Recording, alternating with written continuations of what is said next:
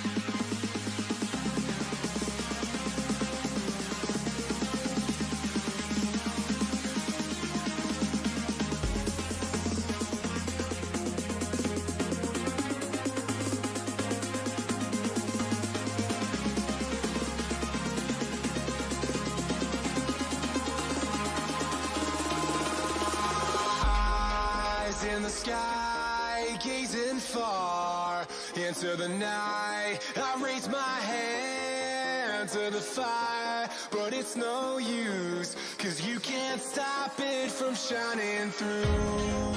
It's true, baby, let the light shine through. If you believe it's true, baby, won't you let the light shine through for you.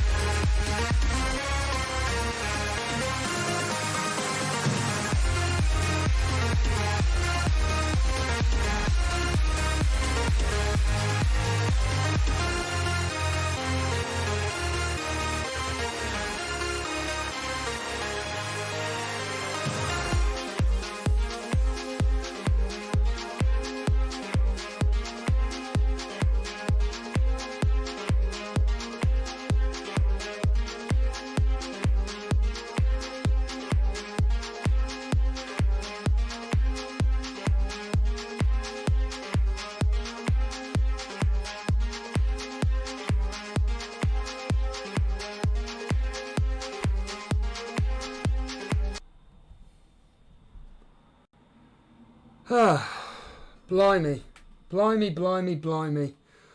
Good afternoon, everybody, and welcome to this semi-impromptu, kind of scheduled promptu with myself, Steve-O. I was supposed to go about an hour and a half ago, but due to some bizarre technical issues, which I can't be bothered to talk about, I couldn't stream.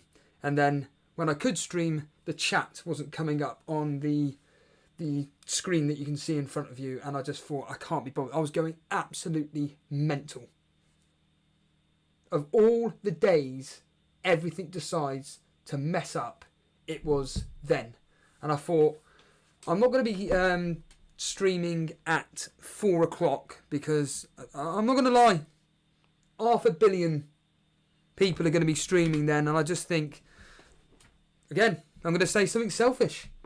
I don't want to be. I want to take advantage now while there's nobody streaming right now, and I want to talk all things FPL. Obviously, I want to go through with you something that just crossed my mind earlier on, which I wanted to show you straight away, but I can't. But before I get started, I do want to say thank you to Jason for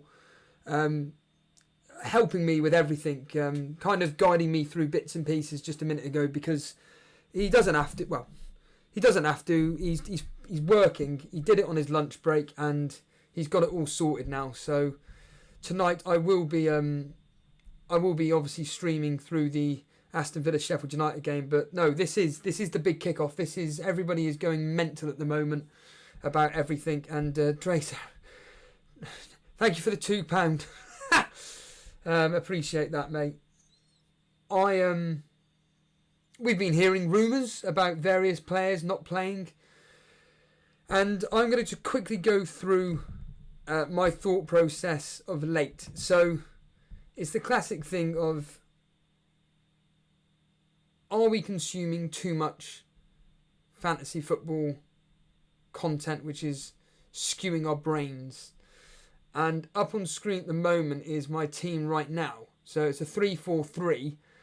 I've got rid of Sterling, as I mentioned last night, based on his history versus Burnley. Not interested. I thought Mane has got a better potential of bringing back more points than Sterling across 2 games. I've taken the triple captaincy off Aguero as well. I've taken the triple captaincy off full stop, because we're all in the same boat, and I think actually, like Davey P says, I could be in a better advantage by not playing any chips. I think that there's a very, very good chance that actually further down the season, I may actually be able to take advantage of the fact that I'll have my triple captaincy, bench boost, free hit left. We all know the same. It's the same old story over and over and over again. Got unlimited transfers, then I'm going to be wildcarding. That is the one plan that I'm definitely sticking to. Now, I am going to do the boring thing, and like I say, me personally, when I'm doing this now, I find it really boring. But ironically, when I listen to Andy Let's Talk FPL as an example, when I listen to Jason as an example, when I listen to FPL Dave as an example, and they're actually doing what I'm about to do, which is just basically do the team live on air, I actually find it really, really interesting. So I'm assuming you guys will think exactly the same as me. And the one chip there's a chance that's probably going to benefit me the most today is bench boost. And I came up with a team which I thought, you know what, it's looking pretty good, and it doesn't involve Aubameyang.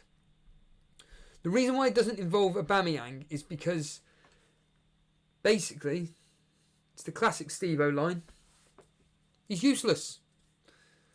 We all did our predictions last night, and thank you for everybody that joined us last night for that epic 2.5 hour stream. We all did our predictions last night, and in total, I'm predicting Arsenal to score 3 goals. Jason is predicting 4 goals. Daily Lama's predicting 5 goals to Arsenal. Now, obviously, across those 2 fixtures, Aubameyang has a very, very, very, very, very high chance of scoring very, very well. But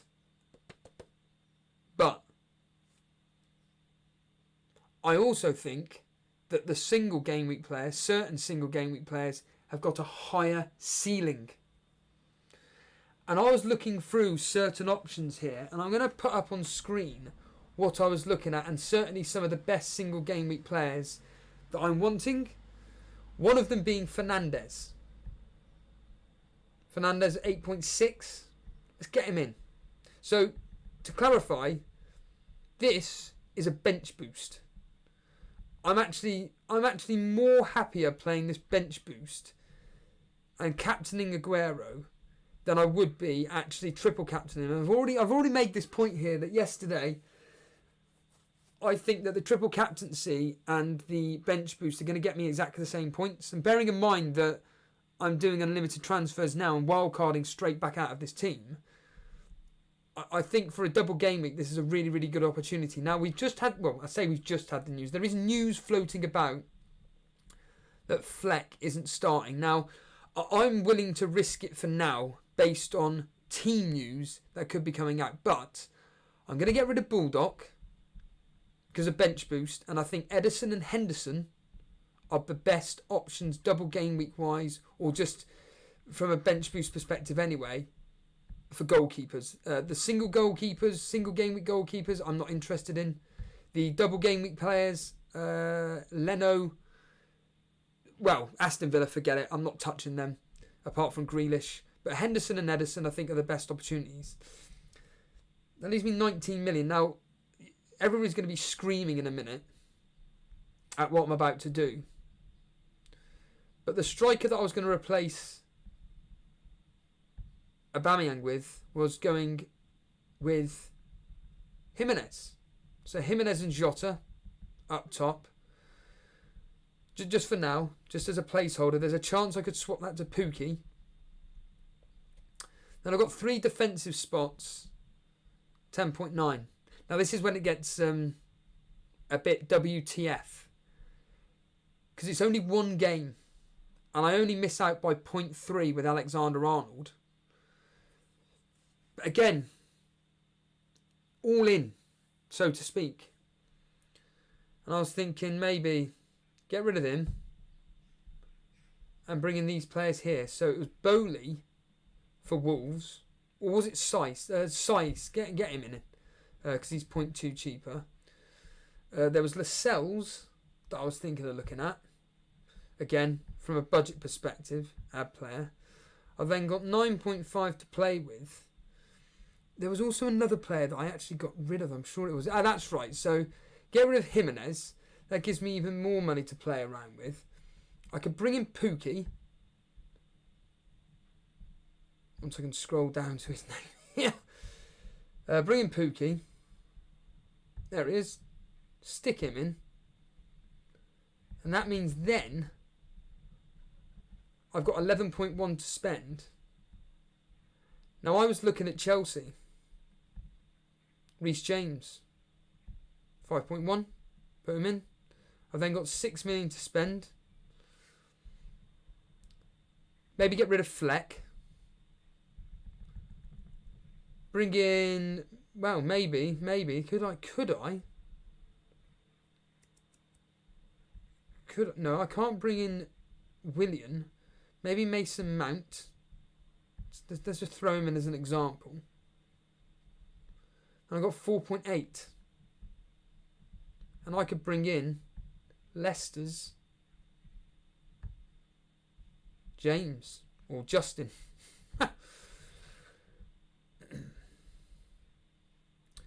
Now, am I going mad? Is that a team to look at and think, is it worth bench boosting? So, for anybody listening in on audio, and potentially Jason is now, Henderson, Ederson, Saiss, Lascelles, Reece James, Lundstrom, Justin of Leicester, Grealish, Mane, De Bruyne, Fernandes, Mount, and then we got Pookie, Aguero, Jota. Now I could obviously play around with Justin and James, get rid of James, put Bulldog back in, gives me triple Sheffield United, still leaves me with 0.1 in the bank.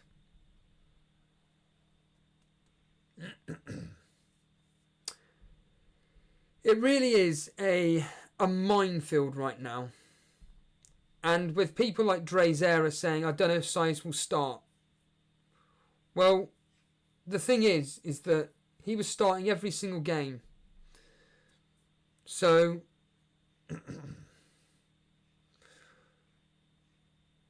William Jones, what do you think of Laporte? I think he's a very, very good option, and it really wouldn't surprise me if he actually did really well. Really wouldn't surprise me if it happened, if it goes really well. And this is the point with everything. Aussie Boy making the point. Remember what happened early this season? Not going with your gut. And he's right.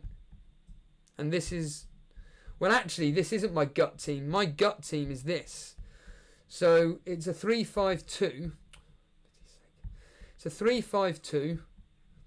But it's bringing in Sterling for Mane. So, but I'm not interested in that. I prefer this team here, personally.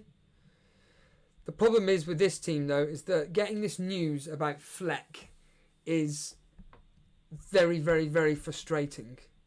The news being that if we quickly click on his icon there, well, it says there's a 75% chance playing. Whatever you want to do with that is completely... take it with your own thing, but it does sound like with news coming out that Fleck will not be starting. And we're all going through the same emotions here. And I'm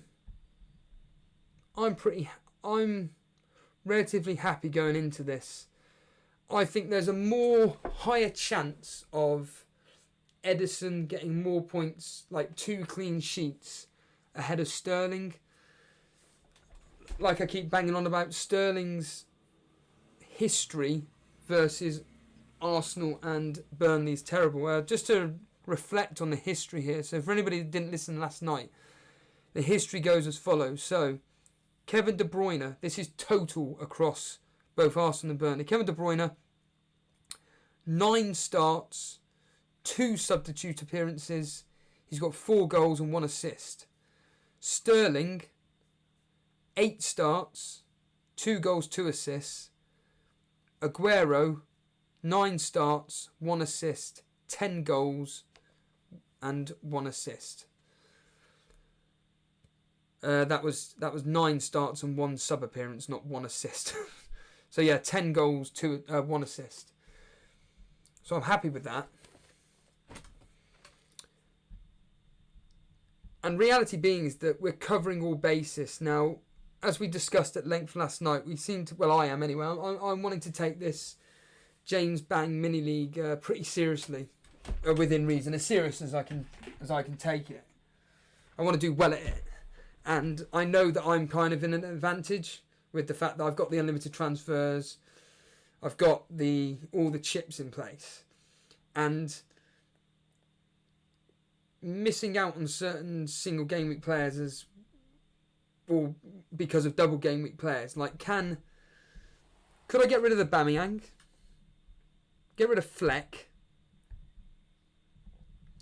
That leaves me with 16.1 in the bank. Put Fernandez in. Stick Fernandez in. This will be a 3-4-3 formation. And then it's a question of which other striker would I put in for what, 7 point something? So there's Fernandez there. And then I've got 7.5 to play with, and I could bring in Abraham, for argument's sake.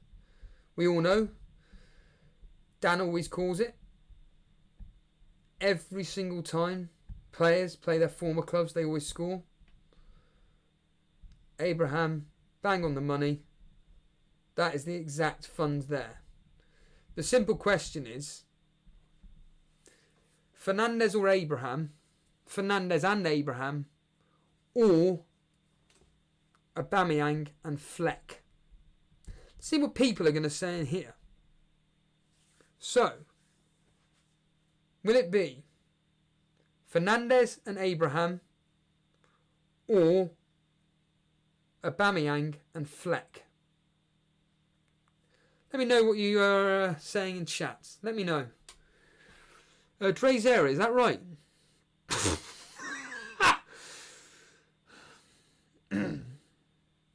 We want to know. Drezera, yeah. A bit of the bubbly.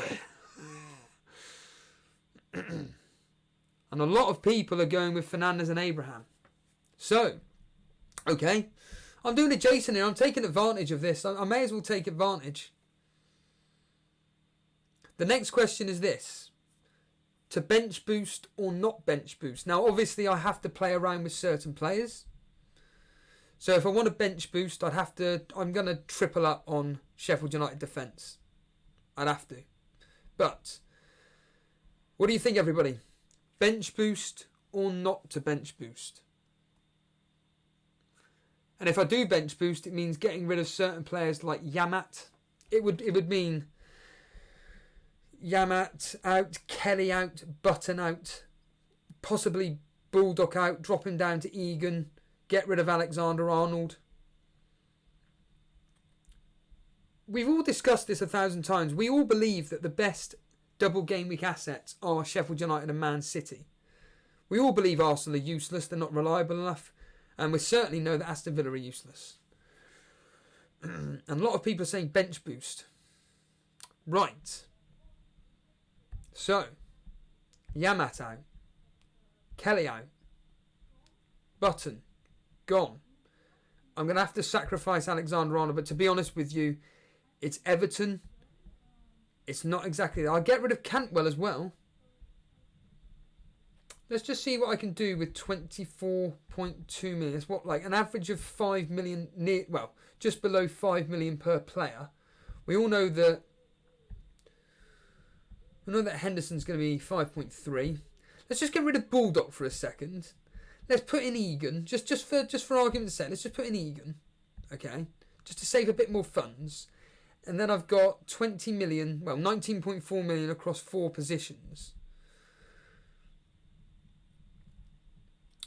Who's got the best single game fixtures? Well, we all know that Wolves. I was 0.3 out of a perfect team with Doherty.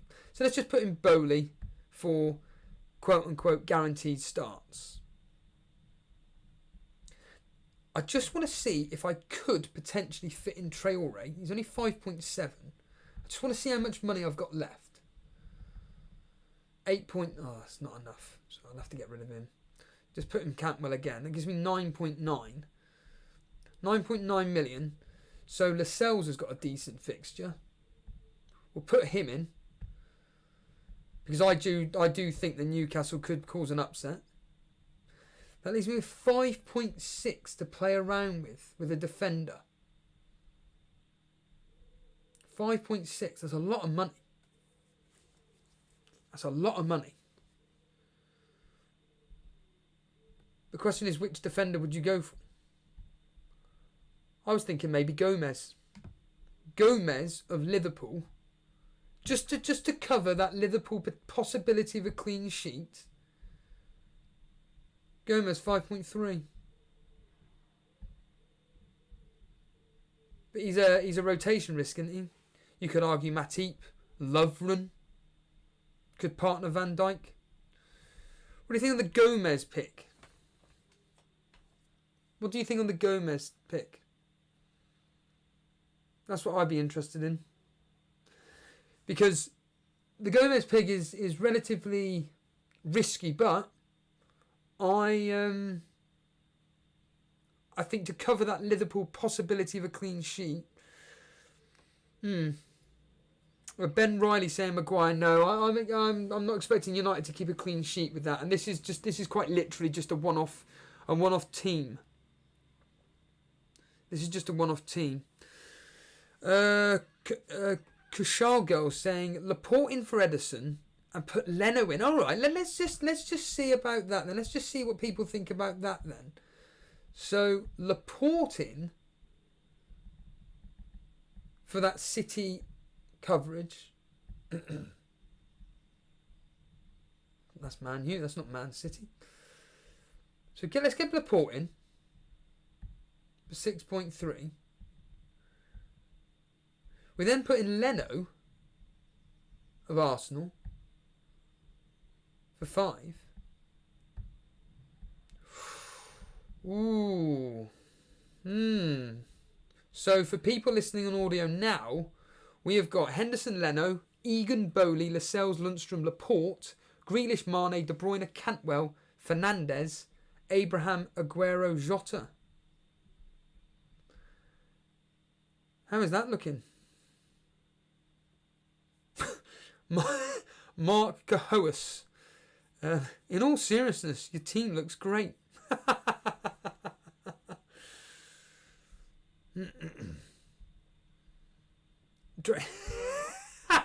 Drazer, if this stream gets to 150 viewers, I'll donate £5.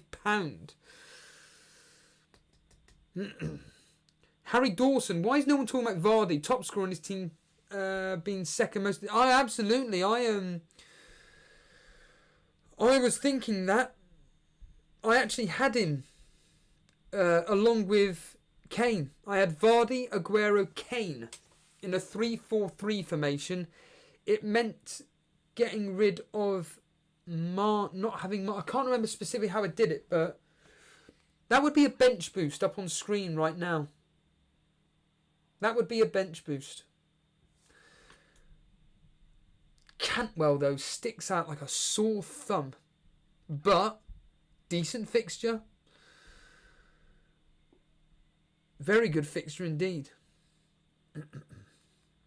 By the way, if anybody wants to jump online, jump in the waiting room, then all I will say is that I'll be taking calls. I'm not wanting this stream to go on for too long. This is the build-up. In fact, I haven't even discussed tonight, actually. So, this is the plan for tonight. This is literally an impromptu stream. So right now it's completely impromptu. I wasn't going to be doing this whatsoever, but I was listening into FPL Dave, and I really enjoy FPL Dave stuff. It's light-hearted, it's a bit of fun, but there's obviously serious chat as well. And I thought, you know what? He's given me a few ideas regarding, well, certainly James, his co-host, gave me a few ideas regarding bench boost. And I thought, why don't I just share this? Why don't I just talk about this on air? Why not have a laugh about it? Why not get serious about it? And yeah, I just thought, to hell with it. Let's just do a stream. So there's a stream now. I'm going to be going off air, half an hour or so. But then at 5, right, so between 5:15 and 5:30, basically once the game updates, so what we're talking 5:30ish, bang. If you do not like our content, then you may as well stay away from YouTube, because I'm telling you now, there's going to be Elite FPL all night tonight. Hello, Davey FPL. Thanks for retweeting that tweet yesterday, all for fun. In fact, my cake. I ate more of it last night, Davey. I ate another quarter of the cake last night. So, in fact, do you know what? While Davey FPL's here, let's just go for a quick break, right? And let's enjoy a slice of cake to enjoy everything. So I'm going to go on a quick break, everybody. Be back in 30 seconds.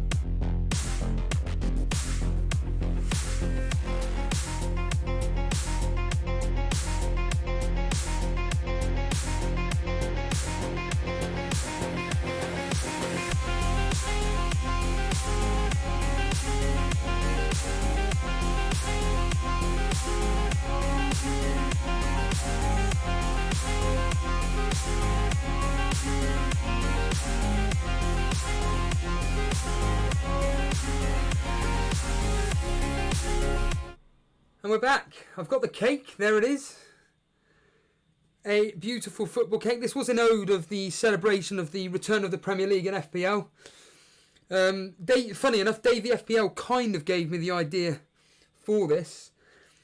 And yeah, I'm going to celebrate even more with cake. This is what everybody comes here for.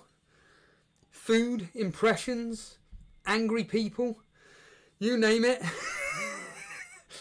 Davey FPL saying, you know what goes well with cake? Bench boosting. Trust me, my friend. I'll be tuning in to you later. I can assure you now. I'll be sat there listening in, panicking over myself, wondering, am I right? Am I wrong?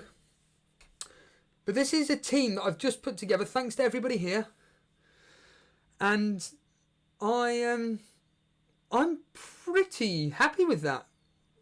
What do you all think? Give me let's do a Jason, shall we? Let's do a Jason. Put an X in chat if you'd like that team up in front of you as a bench boost. As a one-off, this is just a one-off punt. So, Davey FPL, yes, my friend, it looks like I could be bench boosting. Thanks to you lot, I blame everything. So an X in chat if you like this team and you think I should go with it into this double game, we can bench boost. Let me know. I'll just eat some cake while I just watch the X's come in.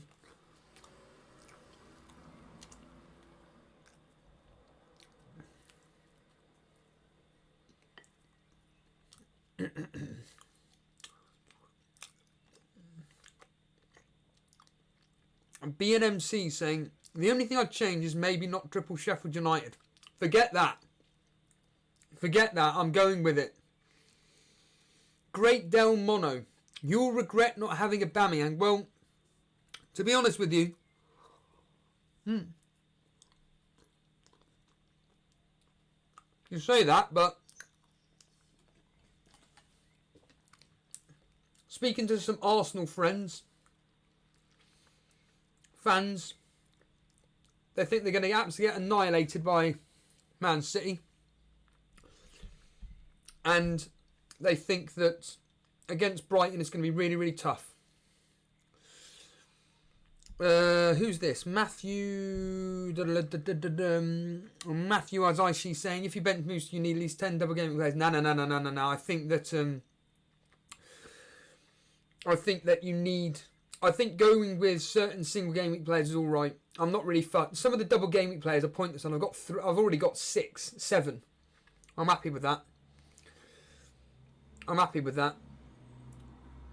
It's really just not having a Aubameyang, and to be honest with you, can Abraham and Jota?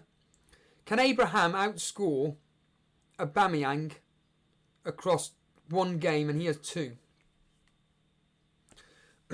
Steve-O, your opinion on Pookie versus Jota? Davey FPL, I think most people are asking you that.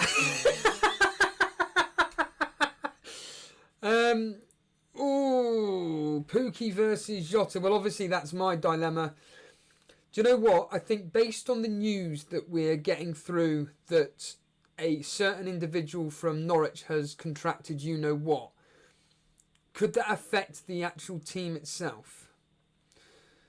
Lewis Kirkby saying, I mean, in going on that, it has to be Pookie over Jota, Steve-O. Come on.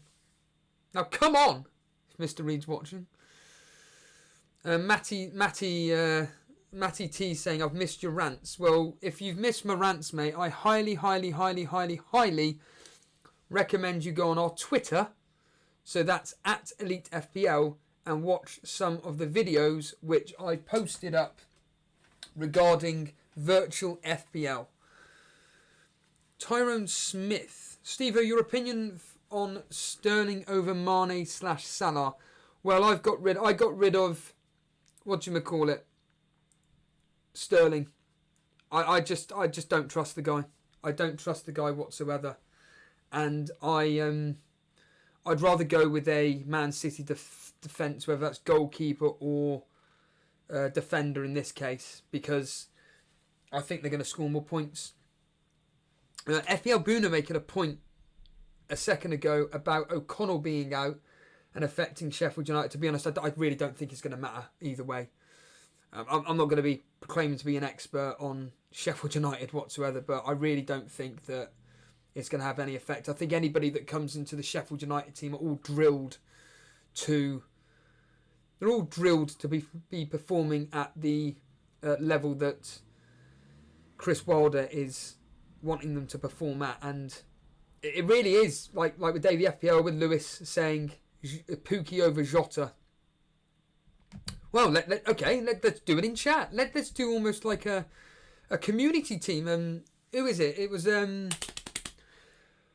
it was. I've completely lost. Completely forgotten who it was. Jason. How can I forget Jason? Right. Jota or Pookie? Jota or Pookie? Let's get a vote. Who shall I have? Jota or Pookie? Get your votes in. Just write in chat who you think I should be going with.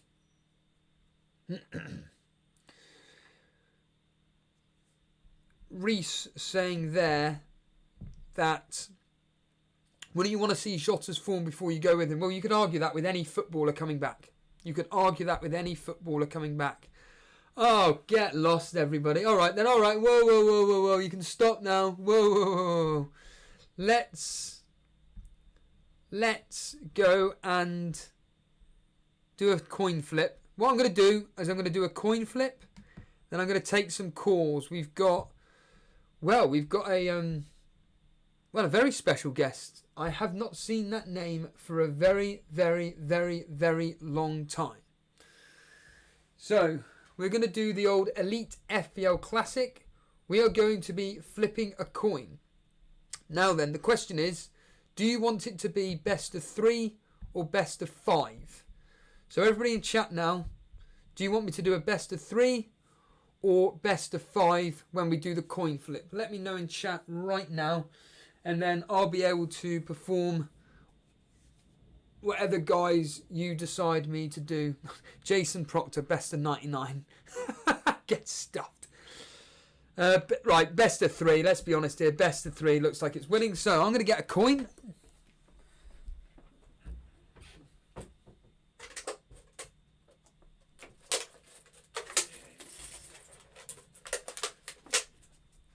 Right, we got a coin. It's a £2 one, the standard coin we always like to use. So here we are. So that's another thing you come to Elite FPL for: impressions, eating food, and flipping a coin. So we'll go heads for Jota, tails for Pookie. So again, heads for Jota, tails for Pookie, best of 3. Here we go, everybody. I always get nervous flipping a coin. Hey, he's dropped it. Brilliant. And now I can't find it. Oh, there it is. Hold on a minute. It's a head. I've done a Jason. It's a head. It was a head. It was a head, by the way. If anybody can see that, Blimey or Riley. There we are. It's up on the screen right now. Look, it's bigger than me. I'd have to stand back a bit. Look, there we are. Hello. Calm down. Right then, on to the next one. Will it be a head or will it be a tail? I can't catch for the life of me. Ah, it's a head. It's a head. So it's Jota. We're going with Jota. There we are. That's that done then. Someone can't catch. And we've completely failed there. Right then, let's bring on some callers, shall we?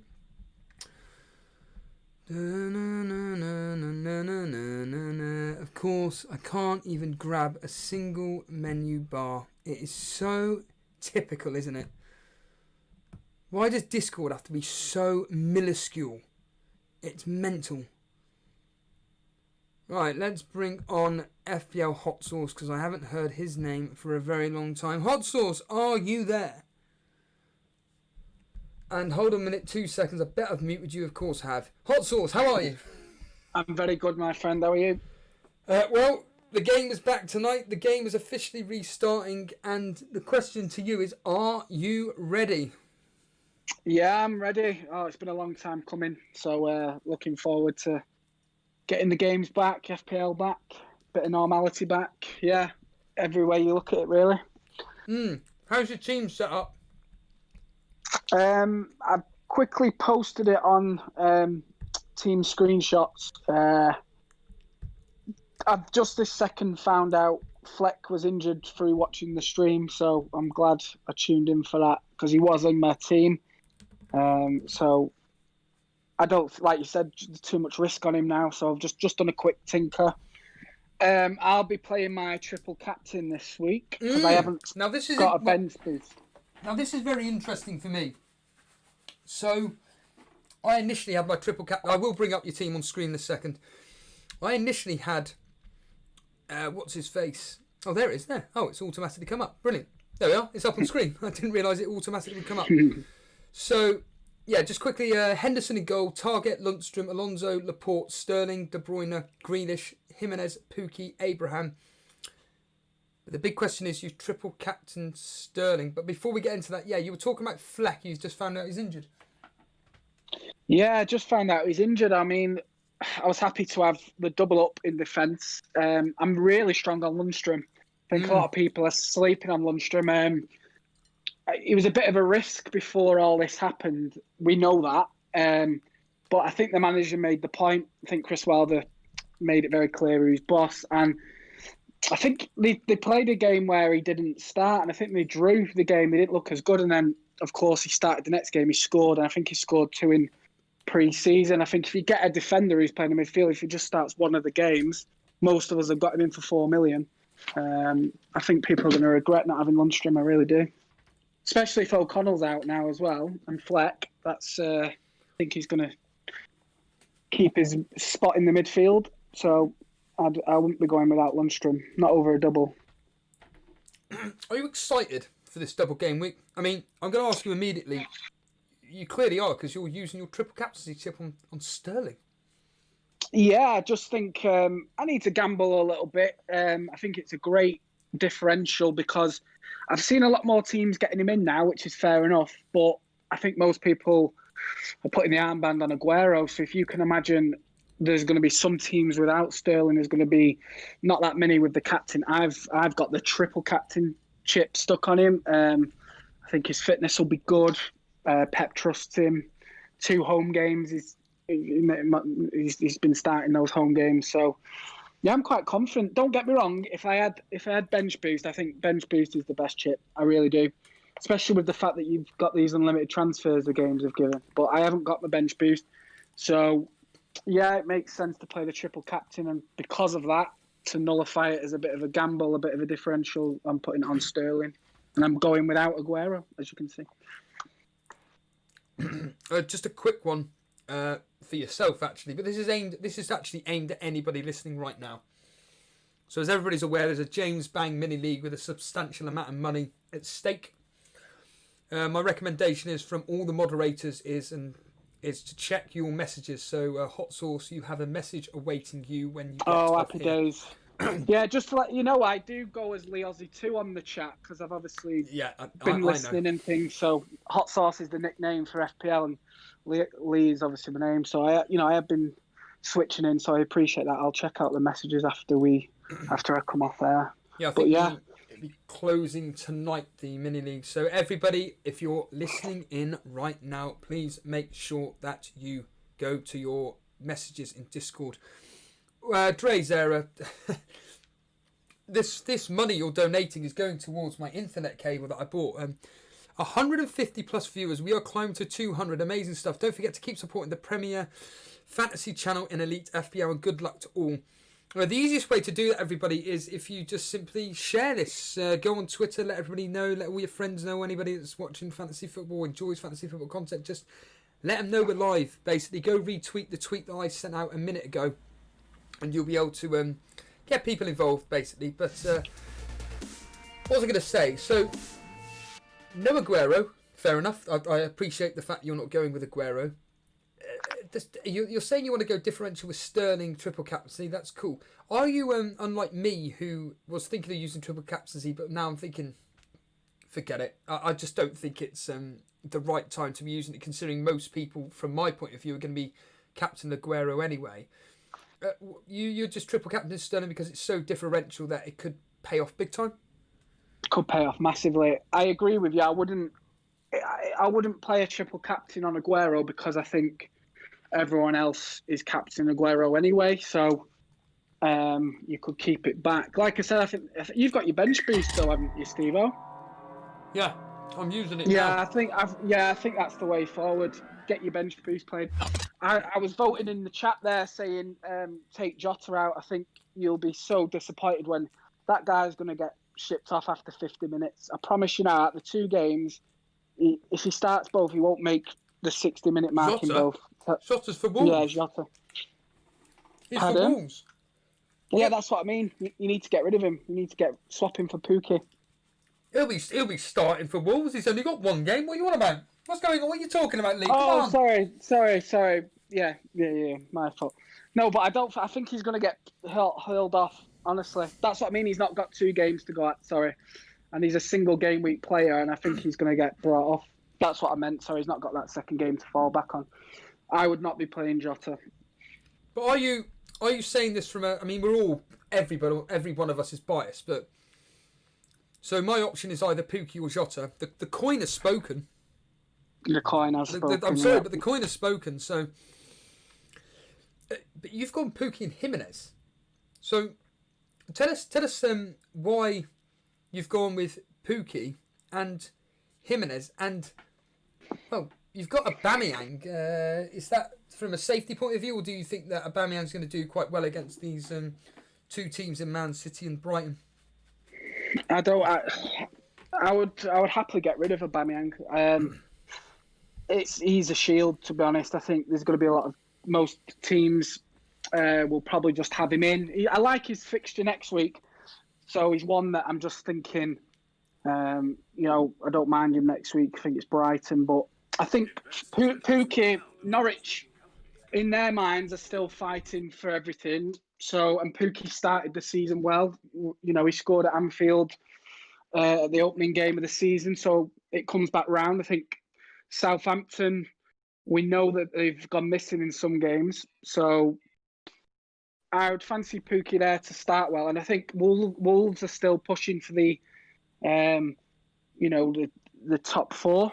So Jimenez has got everything to play for. I trust him as well. I think Jimenez, even when he's gone on international trips, he seems to have always looked fit. So I think from a fitness point and motivational point, I think just put Jimenez in. I've got value tied up in him as well. I've noticed he's crept up to about 8.2. I didn't notice that because he's not left my team. I've had him in for a long time now. He's kind of like set and forget for me, especially when they've still got stuff to play for. So yeah, I'm happy with that front 3. Maybe Aubameyang to Vardy, but he's got that double game week, so it makes sense. And he's a bit of a shield. The only thing I've got here is Trent on the bench. That's the only headache, because I'm really keen for gambling with target. So Trent on the bench is a bit of a risk as well. Well, everybody's screaming at me that I've had to get rid of Trent Alexander-Arnold just to get a decent bench boost. You're putting Trent on the bench ahead of Target. I know, but I'm kind of half set at using these free transfers to play next week. I've still got a wild card in my pocket, but I want to just get through so he's in for Palace, and again I've got value tied up in him. But I think Everton will score. I really do. I think Everton were getting a bit of momentum. It's a derby. Funny enough, Steve, me and you were chatting on Twitter. Do you remember your Trent Alexander rant against Leicester when he went absolute berserk? And it was in an away game. I know this is a bit different with an old crowd, but if he does it again, then it's just going to be... It's all ifs and buts, but me looking at that, I would not be... I know you're going all in, but Target over Trent. Don't say it all. Aston Villa are useless, though. They are useless. And I would be... A Grealish, I fully understand. Or one of Grealish or McGinn, I get for that coverage. But Target, just for the sake of maybe getting 4 points where Trent could get 6 just to get a clean sheet alone. I mean, what are you predicting in that game? You said Everton, you think they're going to score. What are you predicting? I've gone 3-0. I don't know. I think it could be a bit tighter than that. I honestly think a 1-1 wouldn't surprise me. Everton would take that as well, obviously. I can see it being quite tight. I really can. So, but like you said, Trent he's a danger. It's horrible going to be watching that game without him. I assume he'll still be on all the corners, taking the odd free kick. But is Salah definitely fit as well? I've seen something about his fitness. I can't comment whether he's definitely fit or not. I wouldn't have a clue. Yeah. But I would like to think he's fit enough to play against Everton, absolutely. I mean, my opinion is that Klopp will play his first team against both Everton and Crystal Palace, get the 6 points, get it done, and then You're it'll right, be a case true. of rotation. At the end, they get 5 subs. So the 5 sub rule, they can easily just swap out virtually half their team to accommodate potential fatigue, niggly injuries here or there that normally they would just, for argument's sake, let's just say that Van Dijk has got a bit of a niggly injury, but you've got 3 substitutions, you've already played 2 of them, you're behind in a game. Does Klopp really want to take off his best defender with 3 subs? But if he's got 5, slightly different. You could bring on better players potentially or whatever. So I'm expecting the managers to be using the 5 substitution rule pretty tactfully. Are you I do. Yeah, go I for it. prefer I was just going to say, with McGinn back in the team, Target has got a bit more license, I believe. I mean, Grealish, when he had McGinn alongside him, seemed to be happy to drop back a bit deeper at times, because I don't think he's that selfish, Grealish. So I think if Target's going to, get some attacking returns, it's going to be in these first 2 games. So it's just that double game week. I think that's why bench boost is better, because how many times do you overlook single game week players and get carried away in a double? I think that's why if you're bench boosting, you're going to at least get these sort of players like Trent and like, Jimenez, who could easily sit on the bench. But yeah, I just prefer it like that. I'm pretty sure, I'm almost certain Davey P is there. Yes, he is. Right, so Davey P, let's bring him on. Davey P, are you there? Davey, you're live on the show. Oh, hiya. Hello. Right, so you're somebody that's a massive advocate for the single game week players. Lee Aussie here is basically saying that he's playing Target, a double game week player, over Trent Alexander-Arnold, a single game week player. In your words, are we being blinded by the double game week? Yeah, of course you are. You're ignoring it because a team plays twice over a team that has a much better fixture. I mean, Trent versus Leicester, that says it all. I mean, everyone, quite a lot of people fell into the trap of taking him out because he had a dip in form before Leicester and then gets that 25-point haul. Like, pool players can hurt you. Any single game week player can hurt you if they've got a really good fixture. And going out of your way to pick double game week players that don't necessarily have a great fixtures afterwards and you wouldn't normally have Aston Villa. You don't want to have Sheffield long term. If you're going to put yourself in that position of going all in for the double game week, if you've got a wild card, fine. But if you don't, I do have a your wild team card. will suffer later on. I've got a free hit and a wild card, so I just wish I had my bench boost. It would solve a lot of problems.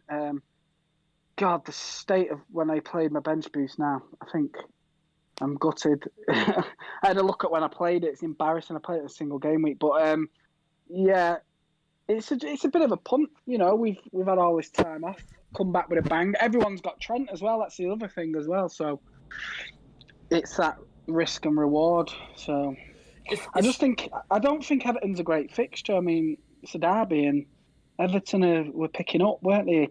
I'd fancy Richarlison, Calvert-Lewin can easily score. Game could be tight. So, if Villa are going to survive, they've got to start well. They've got 2 games. Yeah. I'd be more gutted now if Target did something. I could live with a Trent assist because it's, he's been doing it all season. I could live with 7-8 points from Trent. But if Target, gets anywhere near that, I'm going to be gutted now. So, what are you honestly expecting out of Sheffield United and Chelsea? Seriously, I mean, I predicted, well, ironically, 2-1 to Aston Villa tonight, and I think I went 3-2 in the game against Chelsea. So, what are you actually expecting in those 2 fixtures? Well, yeah, I think both teams will score tonight. in Villa and Sheffield.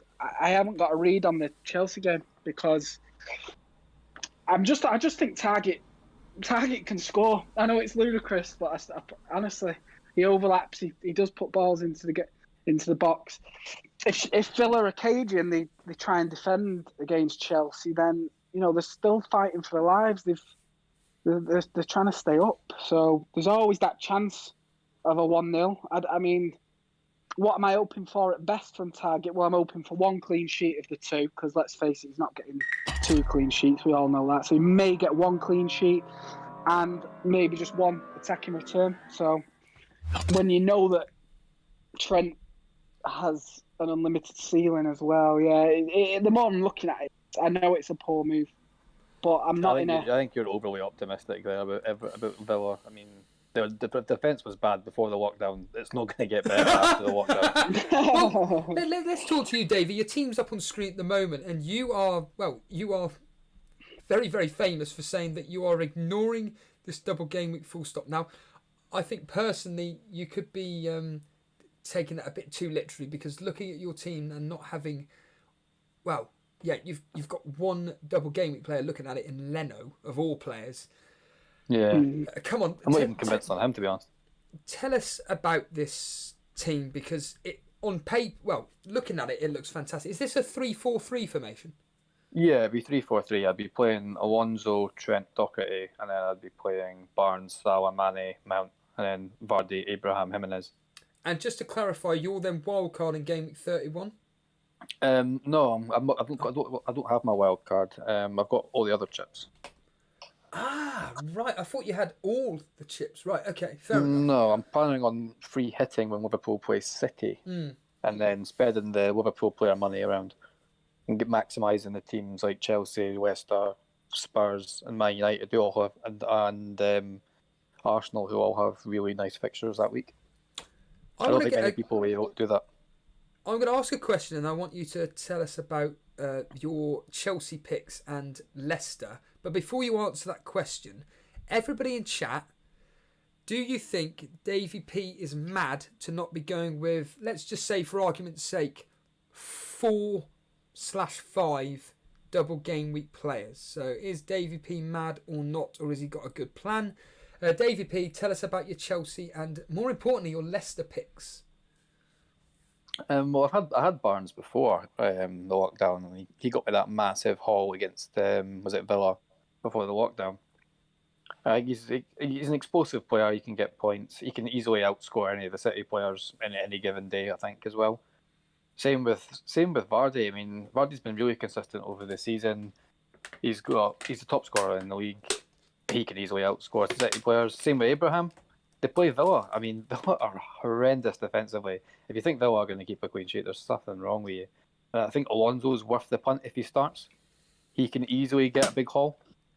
Mount's, I think, the most likely midfielder from Chelsea to start. He's also been playing left wing in some of the friendlies that I've seen. Yeah, him and William. He did score quite well. He played left wing at the start of the season, and that's when he had that little purple patch where he did really well. So I feel like I'm being a little bit aggressive with the single week players because I'm a bit risky with them. There's no guarantee that any of these guys will start. I think Vardy's probably the safest one, and Salah, Mane, and Trent, and Jimenez are probably the only ones that I can say will most likely start. The rest of them are just a shot in the dark, but it's worth it with a fixture because they could easily hurt you on any given game week, especially with the fixture that they have. You're getting a lot of love in the chat here. I think Anurag pretty much sums it up personally, saying that he's not really mad. It's his choice ignoring double game. I would say his team is decent even with him ignoring the double game. I agree with that. I do look at this team and I think it's absolutely beautiful in total. I think that you have every right to come onto this show. Come onto tonight with Jason after maybe Man City Arsenal, when Arsenal win 1-0 thanks to David Luiz overhead kick. Dear. And you have every right, Davey P, to come on here and just boast about the fact that you ignored this situation. I mean, what are you expecting, honestly, from the two Man City games, though? What were your scoreline predictions for them two? I think Man City will win both. The Arsenal one, I'm not 100% sure of. I mean, Arsenal were quite good defensively before the break. Even under Arteta this year, they've not really been as bad as everyone's. Still Arsenal. I mean, I don't trust them one bit. I think onslaught and the mentality of those Arsenal players after all this first going back City, they won't be touching the ball. Fitness levels at 3-0 City comfortable. Yeah, it could be. Honestly, I do think be City an will win, onslaught. but then it depends on how much City rotate. I mean, Guardiola could use all 5 of his subs at half time in that game. Yeah, but can you imagine you've been run ragged for 60 minutes and then Sané comes on, and then you've been run ragged and then Jesus comes on for Aguero? I think there'll be attacking changes mainly. Probably freshen up his fullbacks. They say Mendy could start. He's got a good solid 50 minutes in him if he does, up and down. Yeah, I just think it's an onslaught tonight. Can't wait to watch it, actually. Well, yeah, I think it'll be a good game to watch. I don't trust any of the City players to play twice. I really don't. I think there's going to be too much rotation. I mean, I think 100% Pep Guardiola will make changes at half time, at least 2, and it wouldn't surprise me if Aguero was taken off at half time.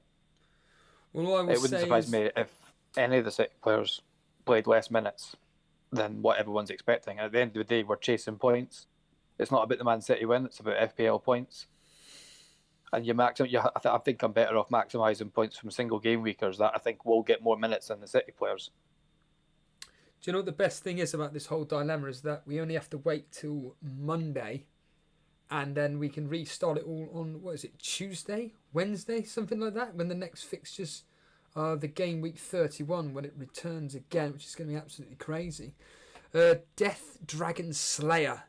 To be fair, Salah and Mane's point ceiling alone far exceeds most of the double game week players, with the exception of some of City's big hitters and Aubameyang. It's pretty much your thought process, isn't it, Davey P? Yeah, it's pretty much. I think Salah and Mane are more motivated than any of the City premiums. Their form's been better than pretty much all of the City premiums, maybe other than Aguero and KDB, who are roughly on par with them. But if I'm going to trust a player a team coming out of 3-month break, that's going to be motivated once they get the league wrapped up, will do well, it's going to be Salah and Mane. Plus, if you captain one of those two, they're going to get they're midfielders. They're going to score more points than Aguero.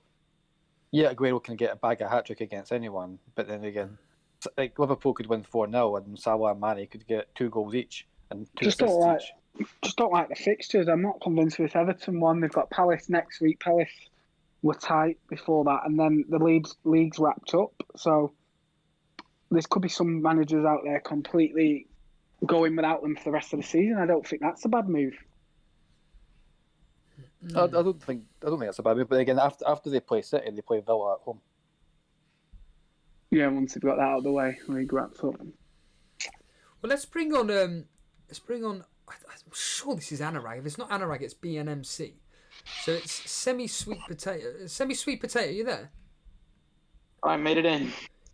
You're not Anurag. You are BNMC, aren't you? So you've highlighted on the team screenshots here. You've got 2 places that you're obviously wanting to fill with. Yeah, ignore McGinn and Stevens. Those were just there from before. Yes, yeah. That's what I mean. So your budget is what? I mean, first of all, what is this a bench boost or is it a no chip? This is no chip. So you're just going into this almost playing it for the rest of the 9 game weeks, yeah? Well, what I want to do is, I want to have a good balance of double game week players for tonight, as well as players that I can count for the rest of the season. That's why I'm trying to cover as many clean sheets as possible, so I can rotate those defenders and trying to get as many price points as I can. So you've got what, 10.6? Is that right? If my maths is correct. Actually, a bit more. It's a team value, obviously. I have. Let me reset. 13.7 in the bank, which is quite a bit. So that's what that's about 6.5 give or take per position here.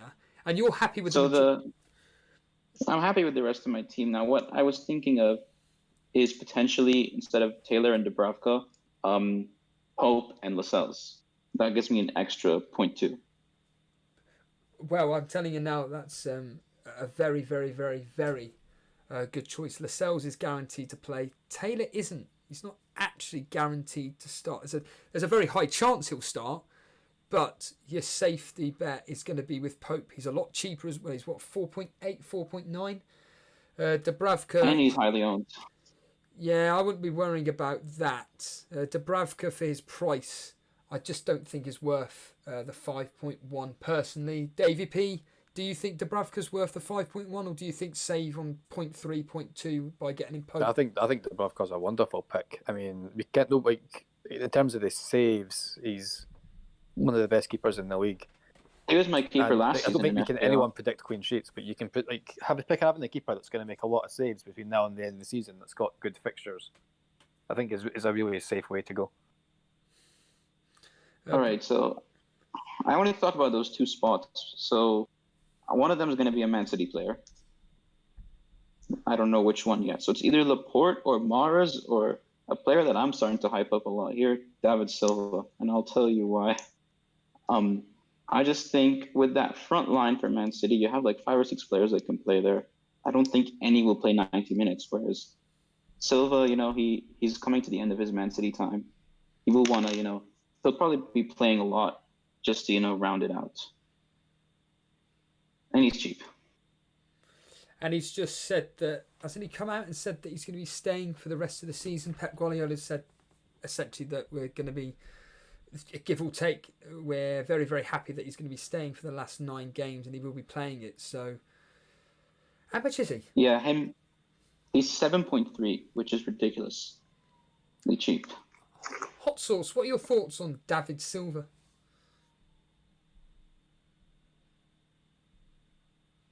So if you look at the first 10 game weeks, actually, he was very, very consistent in those first 10 game weeks, but then he got some injury concerns later on. Yes, absolutely. Davey P then, what's your thoughts on David Silva hot sauce? He's somebody that I possibly want to get towards the end of the season, because City have a couple of nice home games in like 36 and 38. And if those are going to be David Silva's last 2 home games, I kind of want him because I think he'll play. I think he'll get minutes. I think he might even hit a couple of penalties. It could be Aguero's last season this season as well. Not many people are mentioning that. And I think towards the end of the season, it might be a really good idea to have those 2 guys, especially for, like, is it Bournemouth at home and Norwich at home? Yeah, and then Watford away in between. Yeah, so I think those are all teams could be fighting for their lives for survival. And I think David Silva will play the last. Will play definitely the last home game of the season, because that'll be his farewell. That'll be his swan song. So, go for it, Steve. Well, Davey, you're saying this all about David Silva, and yet you're not willing to give him a chance in a double game week. Not right now, no. But you've just been praising him for the last 30 seconds or so. I don't quite understand that logic. Do you just think that across 2 game weeks, he is going to get less points than, like Mane, Salah? Yeah, I think he Barnes, will get less points. I just think he's more. I think he's a better pick towards the end of the season than he is right now. Right. Okay. So if you're looking at, how do you want to be called? Is it BNMC or do you want to be called Sweet Potato? BNMC. Right. Whatever. Go for it. My YouTube name. So BNMC. What are you leaning more towards? Are you more of an aggressive guy, so maybe getting with the attacking player, or would you rather be doing the probability that City have got a higher chance of getting a double clean sheet by going with Laporte? What are you more favoured with? The thing about Laporte is he limits my other options in midfield because I'm paying 6.3 for him. So it means I can't go for someone like... Because if I go for Lundstrom, for example, let me actually add him in right now and see what I'm left with. He's 4.8. If I go for Lundstrom, yeah, that leaves me with 9 million in the bank, which is a ridiculous amount of money for that last spot. And it means I can stretch my money all the way up to like Mahrez instead of going out. Well, if I go Laporte, I can have 4 City players back too. Yeah, but Laporte's got the history on double game weeks. He is the double game week hero. I had him I've heard a couple of people mention that. The season before, when he was just getting double-digit hauls every double game week. But before you continue BNMC, and we'll get onto that captaincy option in a second, because Lee Ozzy, he did unfortunately go offline, but I mean, he's kindly donated $4.99. He really didn't have to. He's saying that his AirPods have died. If Target gets any attacking points whatsoever, I want to shout out, mate. I'll be drinking shots of vodka on your behalf. I can assure you on that. Can't wait for the restart, mate. Trust me, everybody's going to remember you owning Target. I can assure you. So yeah, you're talking about Laporte potentially as a captaincy option. Could he be the safest option possible? If I wanted to be safe, I would be captaining De Bruyne, but I don't think that's a good idea. As much as he will probably score a couple of free kicks against us, like he did last time, us being Arsenal. I just think you gotta. My logic is always captain the player that I think has the highest ceiling, and that's Aguero. Remind me, you're doing. I know you were doing all right in virtual FPL. How are you doing in this game? Oh, we don't talk about that. I'm like, this is only my second season in FPL, so I'm not that experienced. I'm hovering around 400 to 500,000. It's better than me. So it's better than me, my friend. You're doing all right. We were working out with Firetog last night that you're 30 odd points off a top 200,000 spot, something like that. And yeah, it's not out of reach. What are your aims for the rest of this season? I mean, have you been invited to the James Bang League as an example? Are you going to be concentrating on that, or are you just going to be targeting a highest rank possible? Yeah, Paul invited me to that. Brilliant. I'll be interested in that, but I mean, I just want to get something good and get some momentum going for next season. Now that I've really worked out how I want to play FPL, when next season starts, I think we can be starting to talk about even higher stuff. But I definitely want to finish this season strong. So what is the most likely two players that you're almost certainly going to be bringing in for your team by the end of it? So I'm assuming obviously you're very, very happy with the rest of your squad. What two players do you reckon it's going to be? So it's probably going to be Lundstrom and one of David Silva or Morris. I'm very happy with Samata for that double game week font. If he scores once, that's already 8 points across the double game week, plus any bonus he might get. So for 5.8 to get that many points out of a striker, even if he just gets 4 points, I'm not too fussed about that. Oh yeah, absolutely. And I can easily get him out for Pookie. If Pookie scores this week, and suddenly he does pick up a little bit of a hype train, I'll have enough money in the bank to get Samata out for Pookie. If you're in my shoes, I know the coin has spoken. But who would you rather have, Jota or Pookie? The thing about them is I feel like they're both very similar players in terms of they sort of need to hit form. Like, you look at someone like Jimenez, you can back him scoring or assisting almost every game. Whereas Jota and Pookie, they often take time to, get into the rhythm. But once they do, they're unstoppable. So they are very similar types of players. So it is a tough call. It is a flip of the coin, isn't it? I went with Jota. The coin has spoken. The coin has said to go with Jota. So that's exactly what I'm going to be doing. Sticking with Jota. You can't really trust West Ham to defend, so who knows? Oh yeah, they're absolutely pants, to be honest with you. I want to bring on a... And Jota was actually... You want to bring on who? Carry on. Don't matter. Carry on. Oh, yeah. I'm just thinking West Ham have absolutely nothing defensively. They rely on Fabianski quite a lot.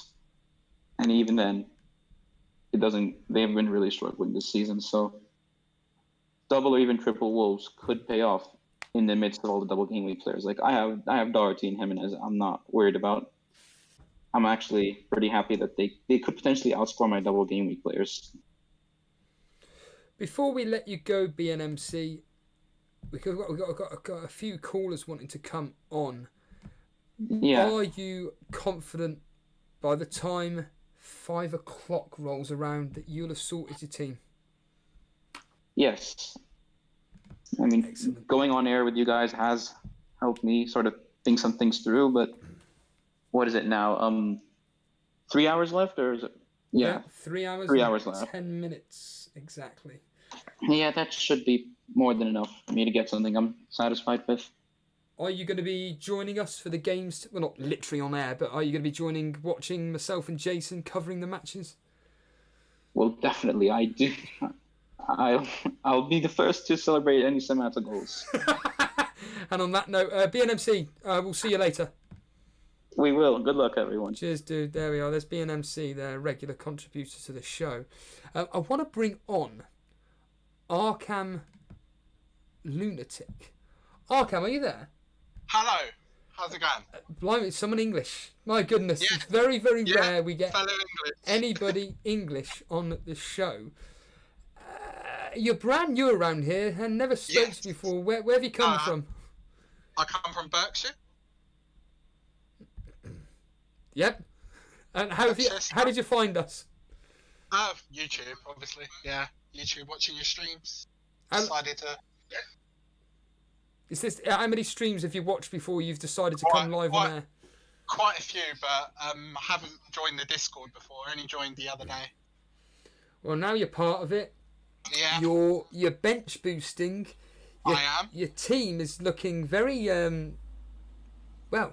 It's give or take exactly the same as mine, within reason, just the odd player here or there. Yeah. But you're going De Bruyne captain. Yeah, I'm not 100% set on that because I'll probably chicken out and go Aguero like everyone else for 5 o'clock. Okay, why were you chicken out? Just you feeling the pressure, or? Well, I just feel like he has the way the break has happened.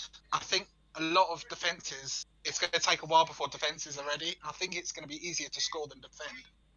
So, and especially this is Arsenal we're talking about. They lost to Brentford the other day. So, how are you expecting to keep out Man City? But bearing in mind that was a friendly, I know we can look into it as much as we want here. I think if you look at the last few results, Man City have won 3-0, 2-0, 3-1. They're averaging 3 goals over the last 5 or 6 games against Arsenal. The minutes could be reduced, but I can see Aguero again on the score sheet quite easily. Your team is it's got 3 Sheffield United defenders. I'm assuming you're expecting them to keep a clean sheet in that. You've only got the one Aston Villa playing like me. I'm not 100% sure on the triple defence. I could easily see Grealish or Samatta scoring, and then it goes to Pop. But they've been, realistically, Sheffield have been one of the best defences all season. I think you're mad not to cover their defence, especially in a double game week. They've got 2 games against teams that have not been the best over the season. So even if they do concede, the 3 I've picked are the 3 attacking defenders. So even if they concede, you've got a chance of getting an attacking return. That was my logic behind it. Can I ask you a personal question? It's nothing bad. Yeah? Are you the Moose from Talk Sport? Because No.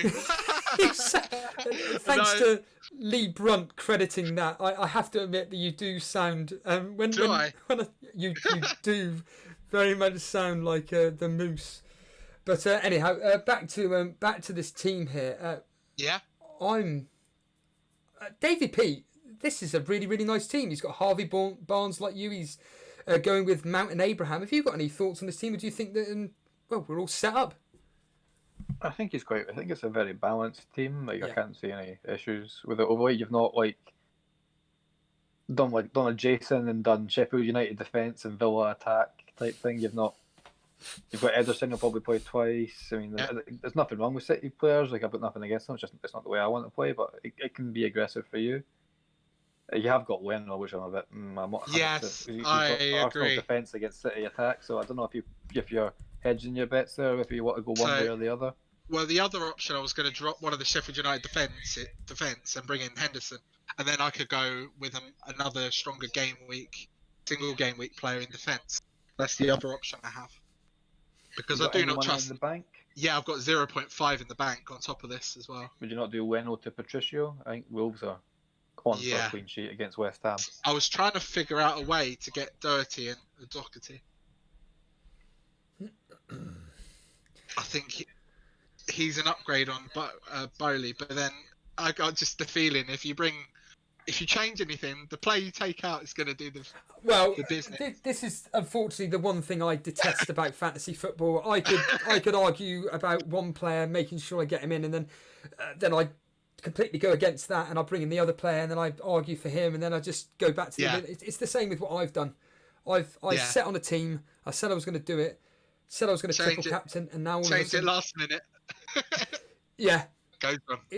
But to be fair, it's pretty solid change. I mean, I'm looking at your team here, and who the hell? There was somebody in the chat that said that they looked at my team and they went, "That looking stunning. I may copy it." I'm looking at your team, and you've got a lot of value in that team. It looks like. I mean, whereabouts are you ranked in the world overall? I'm currently about 74k. We're honoured. We are not worthy. My goodness. Usually, most of the Elite FPL are about 250,000, something like that. So you're 74,000th.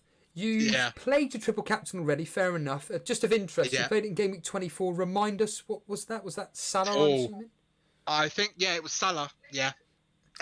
It was the toss-up between Salah and Mane, and I went the right one. Good. Was that the Mane injury? Yeah, I think he got injured really early on, didn't he? And he come off for a point. Yeah, and I laughed about it. Yeah. So, yeah. And you still get you're playing your bench boost.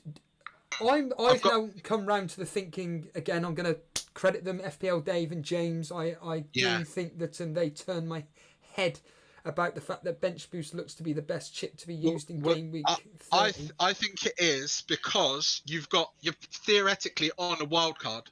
So if you play the bench boost, you're technically playing 2 chips in 1 week. Yeah. Have you got your second wild card? I have my second wild card, and I have my free hit. So you're in exactly the same position as me, barring not having a triple captain. Wow, that's this is really interesting talking to someone that's so high up in the ranking. It's like I said, I'm not being disrespectful, but quite a lot of people that come on the show aren't doing that great. I mean, we just had BNMC there saying he's 450,000th. Davey, where are you ranked? Honestly, I'm trying to think. I think I'm about 180k now. I did take a -8 before the lockdown, and that I was round about 100k, and it dropped me to 180. So there's not many points in it, I don't think, between the top 50, between 50k and 200k. I don't think there's more than 50, 60 points in it. Yeah, I agree with that. And we've got 2 people now that have got Harvey Barnes. You're expecting Harvey Barnes then to do really well in this single game week? Yeah, I just think Watford aren't the best defensively. I could see Vardy getting a brace. And I think Harvey Barnes is going to be the one setting him up. And he's cheap. He covers Leicester. He's got good fixtures going forward. They're going to be wanting... Brendan Rodgers is going to want to secure top 4 because everyone's talking about, they could drop out, all the teams chasing them. But they've been brilliant all season. Vardy's going for the golden boot. I can't see him falling out personally. FPL lad. Very funny. Very funny. I did enjoy your segment, FPL lad, on Penguins collaboration. Very, very enjoyable. One final question for you is simply this. You haven't got a Liverpool attacker. You've got Trent Alexander-Arnold. Does that worry you, or do you think that actually that game is going to be tough and you're okay with it? Yeah, of course it worries me. I took out Salah because I wanted to cover more. I wanted more flexibility with funds. I do worry that one of Mane or Salah could get a good score, but then it's a lottery again. Who do you pick? Absolutely. Arkham Lunatic, it's been an absolute pleasure speaking to you. Thank you for having me on. How's it been coming on for your first time? Not bad at all. You got a friendly voice. Makes it easier. Yeah, don't be saying that when the Aguero captain completely fails. Arkham Lunatic, thank you for joining us. Really do appreciate it. No problem. Come back soon. Yeah. There's the moose there of TalkSport. Let's bring on another new caller. It's Benzie, yeah? He's going to be bench boosting. Benzie, yeah, you there? Moose there at all. Hello, yeah, can you hear me? You just need to mute your stream. So all you got to do is put the stream on mute, and we'll be able to have a coherent conversation, because we don't want to be having feedback constantly. So we'll just give you a few seconds just to put it on mute. Let's just see what a few people are saying in chat before we get Benzie back on. Random Junkie, Davey P. Is Norwood a good differential? No. There we are. Jake Absolutely Seddon, not. is anyone else, or is, more to the point, Davey P, is it worth tripling up on Man United attackers? Depends on your chip situation. I think it depends if you've got a wild card. I think if you're going to play for if you're going to look at a longer term view over the 9 game weeks, then yes. I think it would be a good idea to have maybe Martial, Rashford, Fernandes, probably maybe Maguire would be the 4 that I'd pick from. So I don't think there's anything wrong with that. I think you'll get points. They've got fixtures. They've got motivation. I think it's 3 transfers. I think that'll be 3 transfers you won't have to make. Mm. Yeah, they do have some excellent fixtures. Let's try Benzie again, shall we?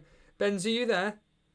Yeah, sorry about that. Beautiful. Much, much better. Now, this is your team, I'm assuming, up on screen right now.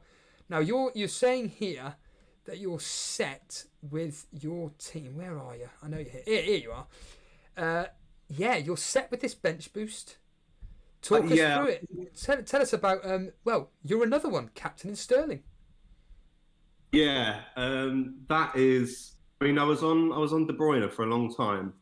Oh, you've got a change of mind again. Yeah, but I've just got it is a gut feeling really with Sterling. I think I just see him going nuts, maybe even scoring a hat-trick against Arsenal. I can already see the Black Lives Matter celebrations and taking the shirt off. I just kind of think he's going to be really motivated at this new season start, and I think he's probably the most likely of the kind of attacking midfielders to get 2 starts as well. I think maybe he'll come off early, 60, 70 minutes in both games, but I think that's plenty of time for him to do some damage.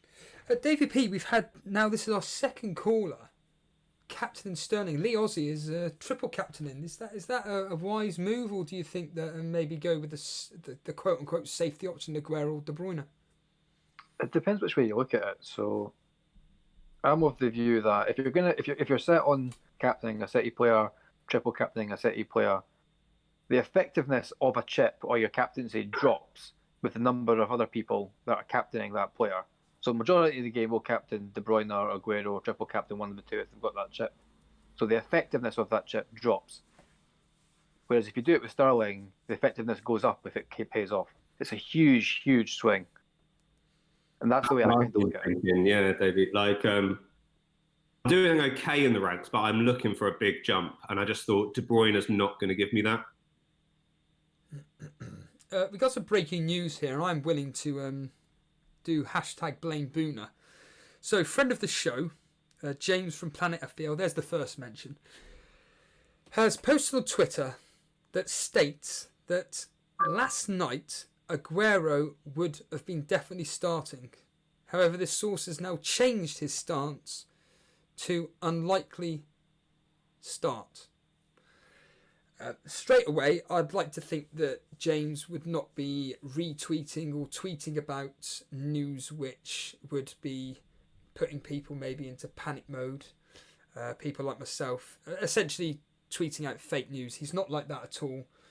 He will be retweeting out credible messages out. And, I mean, straight away, I'll ask you, Benzie, your immediate thoughts on that possible news as I go and look for it. I mean, if we were to have definite confirmation that he was definitely not starting, how does that change your plans? It's a spanner in the works, definitely. Tell you what, so my view on that is I won't be changing my team unless I get some kind of real credible news. I think even if Aguero doesn't start against Arsenal and starts against Burnley, to be honest, I'm happy with that anyway.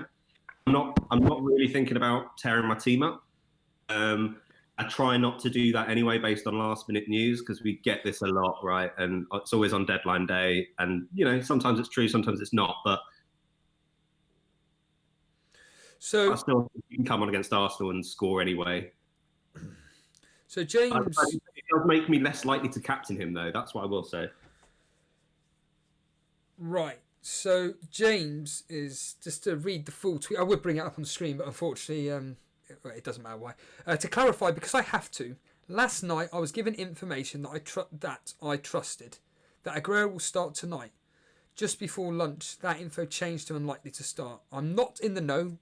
I'm just clarifying what people may not have heard. I don't know if he will or won't start. Davey P, what would you do with this information here? It was your rival Boona bringing this information to us, but joking aside, this news coming out, fake or not, I know it doesn't really throw a spanner in the works to you, but what would you take with this news? A pinch of salt, or wait until we have some confirmation from reliable sources, shall we say?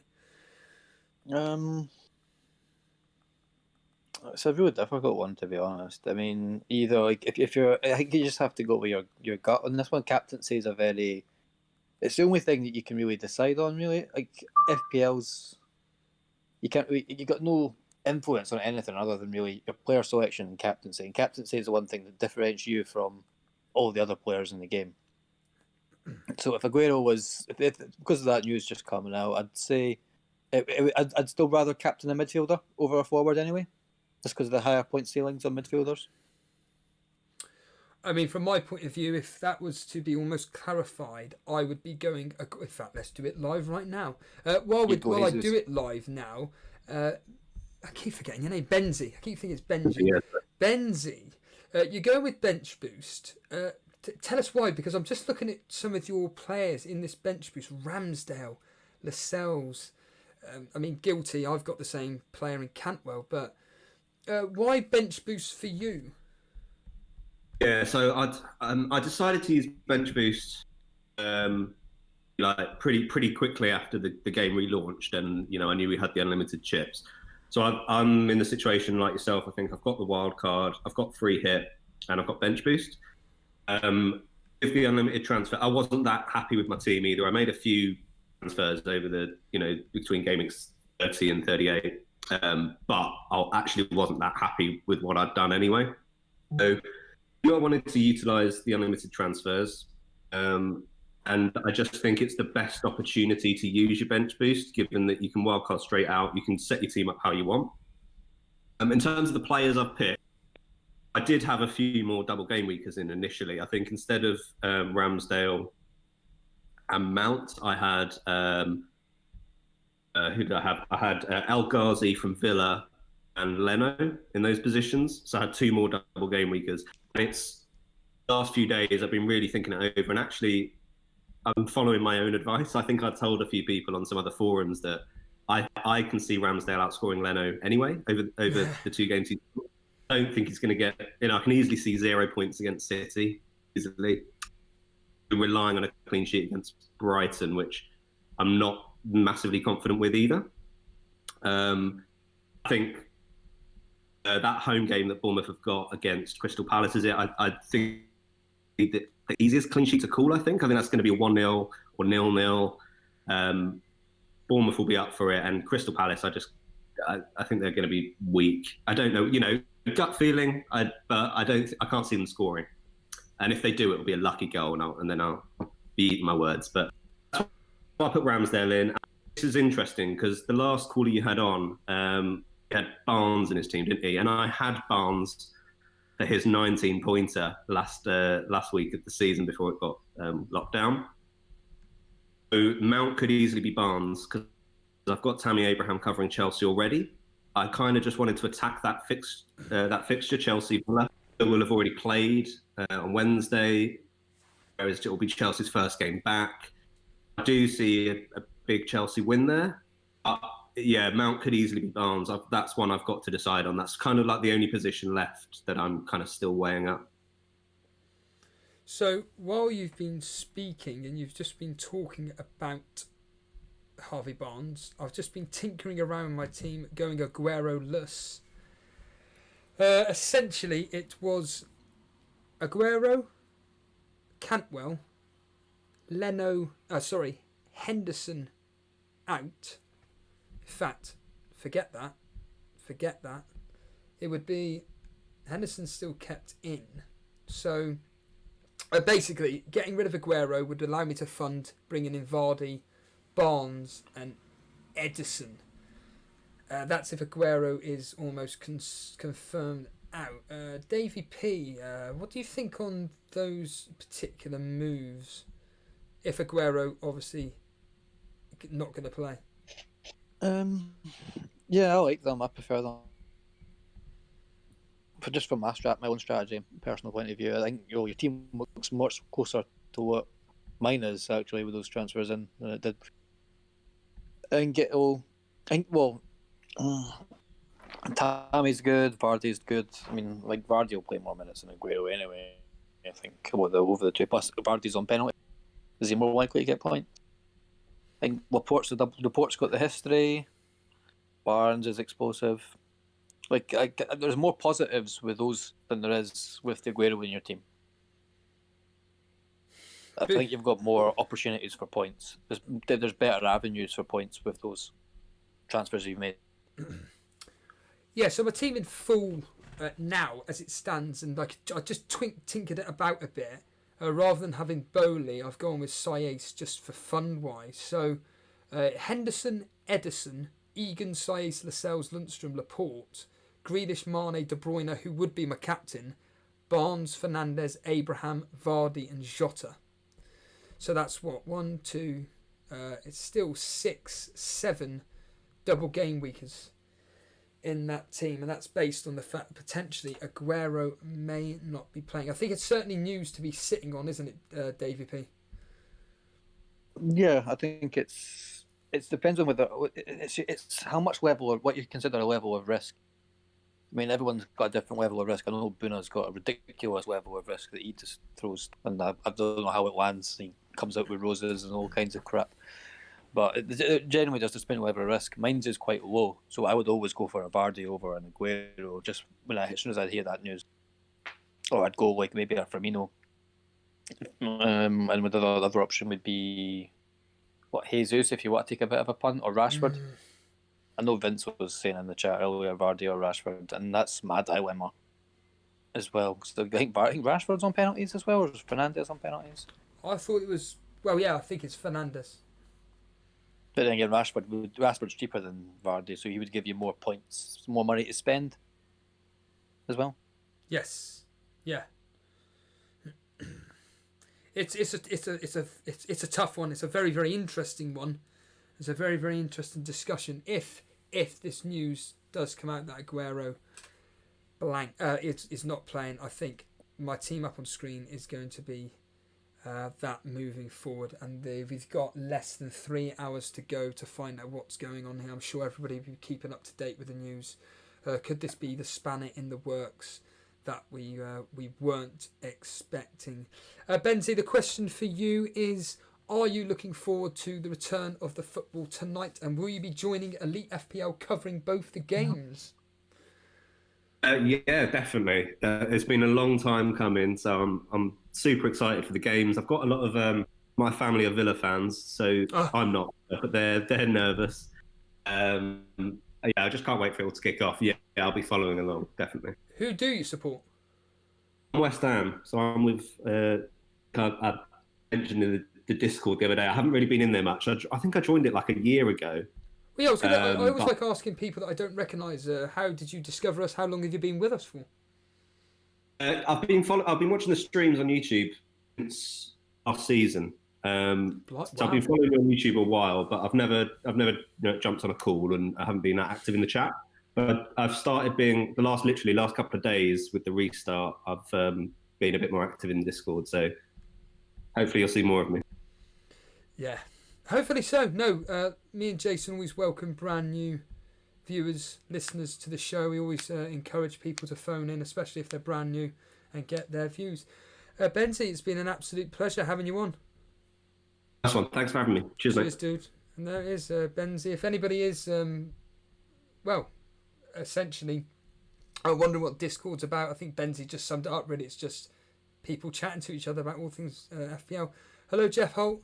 Don't bother asking me any trivia questions like you would do with James, because I would fail miserably. Unless, of course, you've got any questions about the bill, I'll be more than happy to answer them. But to be honest with you, we're about to wrap up the stream anyway.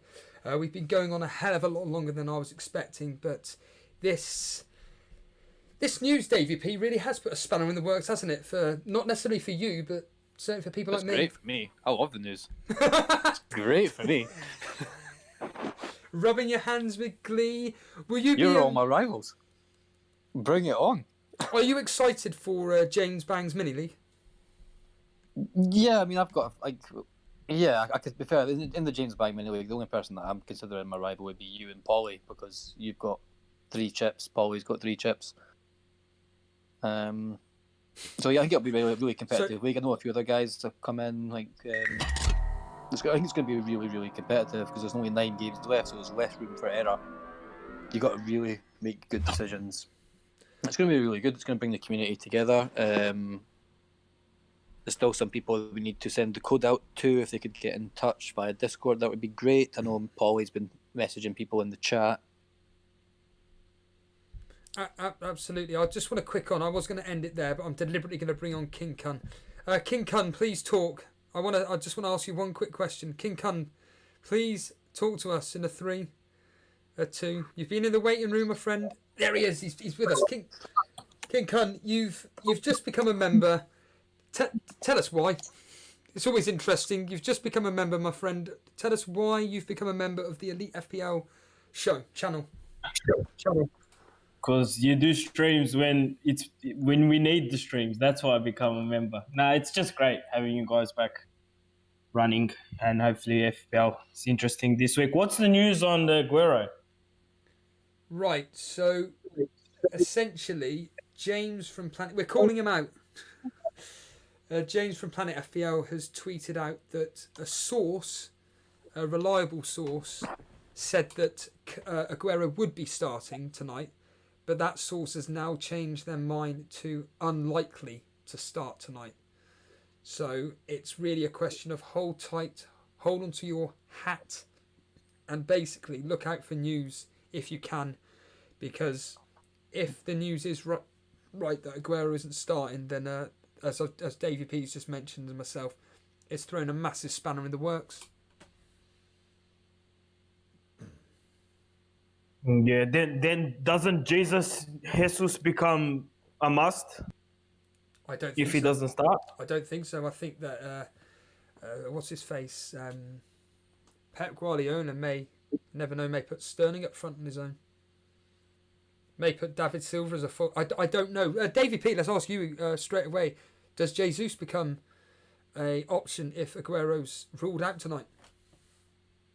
Yeah, I think he does. I mean, he has to give Jesus minutes anyway, just for the fixtures. He's kind of hinted at that anyway with his press conference recently. He says he's going to have to rotate. And I think he said that somebody that he mentioned. I think he mentioned Mahrez, Bernardo, Sterling, and Jesus being the fitter guys able to handle more minutes. I think he did mention that. I seen somebody tweet that.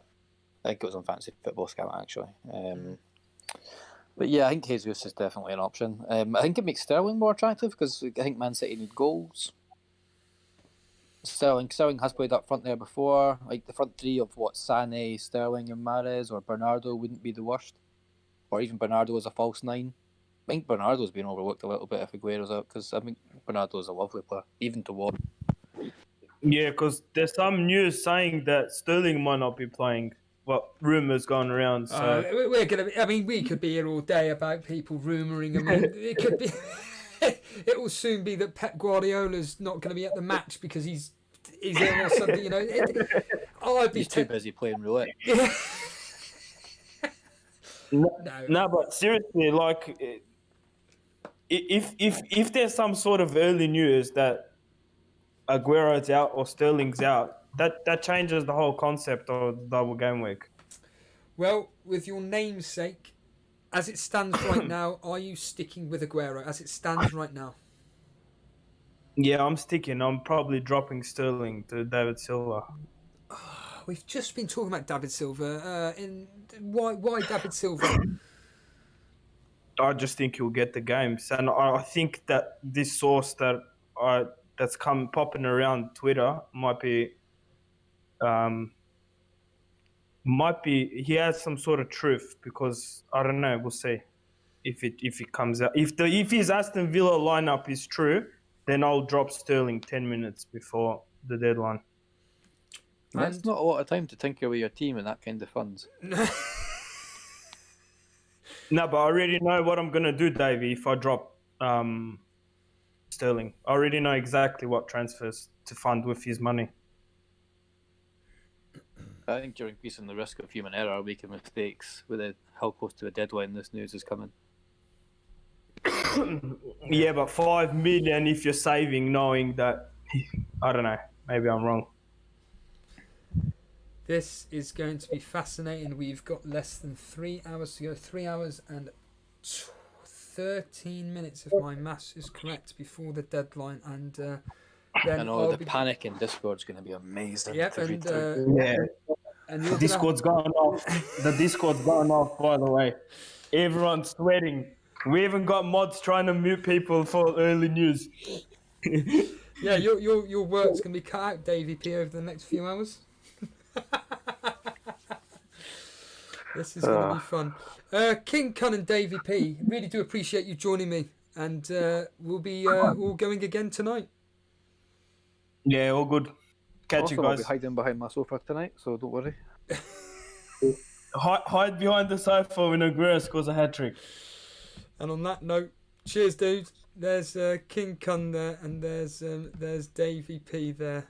Really kind of these two guys joining us, taking their time out on a what is it, Wednesday afternoon, talking all things fantasy football. And on that note, it's been a fantastic show. Really have enjoyed it. It's the usual line, really. If you've enjoyed the show right now, right this second, just simply hit the like button.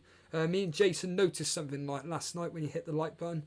It just basically boosts the show really well. And for all you people that enjoy the content that we do, that's what helps us. Anyway, on that final note, what I will say is that tonight, make sure you come back with myself at... I'll be going about 5:30 is the official time. Unofficially, it could be a bit earlier. But 5:30, myself and Paulie will be back. My correspondent watching the matches. We're going to be covering Aston Villa versus Sheffield United. That could be the Elite FPL curse, where the game is absolutely terrible, or it could be an absolute goal fest. But whatever way it goes, myself and Paulie will be covering that game live tonight from 5:30. And then it's the big one. It's Jason. He is covering Man City versus Arsenal. I highly recommend you tune in for that, and I highly recommend you still look out for news on Man City. For me, I'm just going to go out for a walk. I just want to clear my mind of all things fantasy football, and what I need to do is, I think an hour before, I think I'll concentrate a bit of it, and then that'll be it, and then we can all have a laugh about it come 5:30. Other than that, everybody, enjoy yourselves, and see you back here at 5:30, where we can look at everybody's teams. I cannot wait. See you later, guys.